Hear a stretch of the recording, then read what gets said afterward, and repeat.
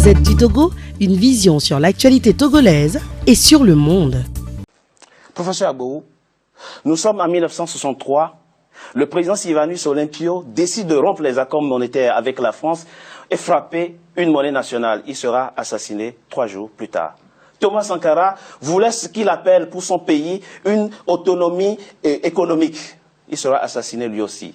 Laurent Gbagbo ne cachait pas sa frustration par rapport au franc CFA. La suite, on la connaît, il sera cueilli à froid dans son bunker présidentiel par l'armée française.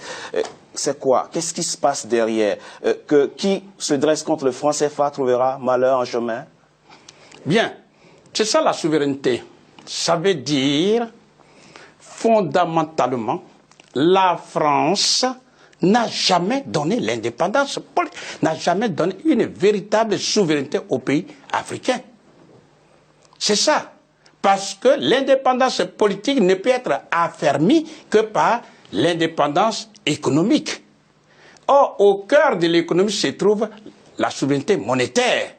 Donc, lorsqu'un leader politique, et commençons par le début, vous venez de citer quelques personnes, mais déjà avant 1960, que ce soit, c'est vrai, on a vu le cas de Sékou Touré, qui a pris son indépendance politique et en même temps a battu sa monnaie.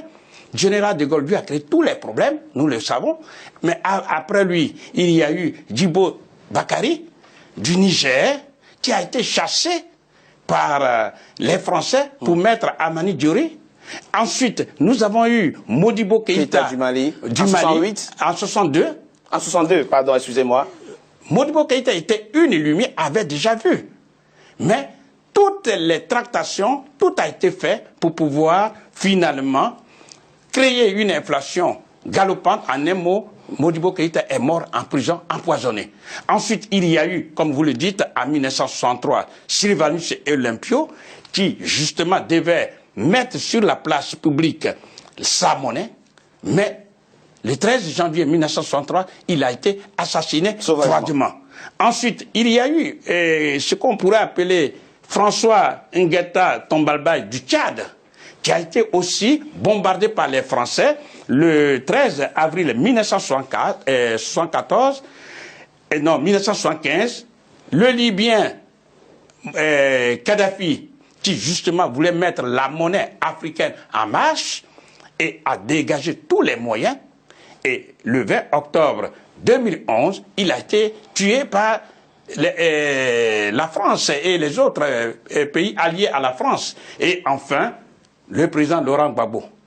Et j'aimerais, c'est là surtout il faut tirer les leçons. Lorsque la France a compris que le président Gbagbo n'avait plus d'autre choix que de battre sa monnaie, eh bien, la France a donné l'ordre et toutes les banques en Côte d'Ivoire ont été fermées immédiatement sans sommation. Et les réserves de votre pays, la Côte d'Ivoire, ont été bloquées. Non seulement ça, mais ce que je voudrais qu'on comprenne, parce que beaucoup n'ont pas encore compris, hélas. Lorsqu'on ferme une banque, toutes les banques, le chef d'entreprise ne peut pas aller retirer de l'argent.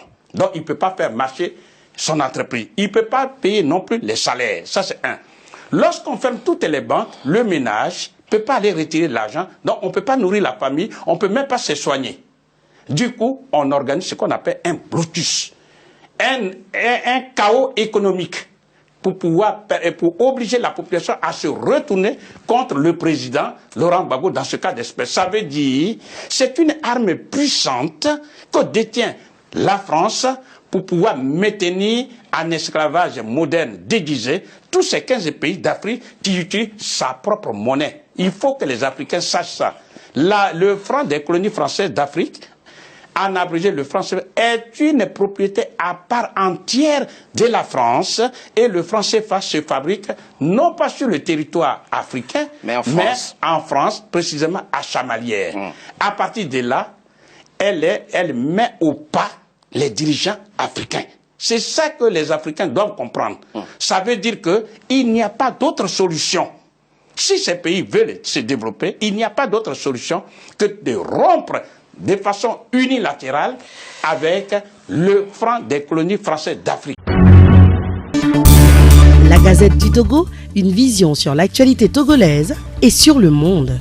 Rejoignez-nous sur le www.lagazettedutogo.com. ou sur nos comptes Facebook, Twitter et YouTube. Pour tout contact, écrivez à contact@lagazettedutogo.com ou appelez le 92 80 88 53. La Gazette du Togo, c'est l'information en continu.